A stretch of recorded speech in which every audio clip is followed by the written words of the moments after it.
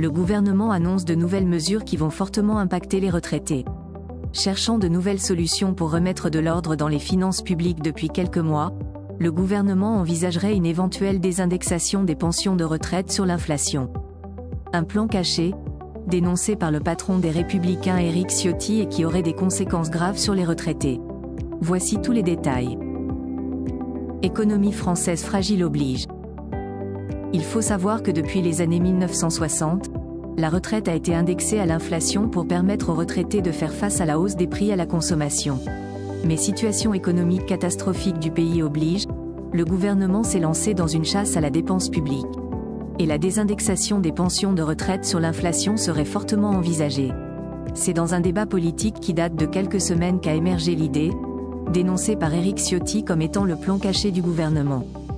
Pour se mettre dans le contexte, il faut savoir que l'endettement de la France est actuellement chiffré à 60 milliards d'euros, empêchant l'État d'investir dans l'éducation ou la transition énergétique du pays. Plusieurs économistes confirment à dire que le gouvernement n'aura certainement pas le choix que d'adopter cette mesure. D'ailleurs, Thomas Cazenave, ministre délégué aux comptes publics, l'a déjà évoqué en février, accusant la revalorisation des retraites de 2024 d'être chiffrée à 14 milliards. Une inégalité de revenus entre les actifs et les seniors. Mettre en place une sous-indexation des retraites les plus élevées serait également une solution selon un collectif d'économistes. Il souligne justement une inégalité de revenus entre les retraités et les actifs. Ceci étant parce que les seniors ont pu se construire un patrimoine important pendant les temps où les prix et les taux d'intérêt étaient encore bas.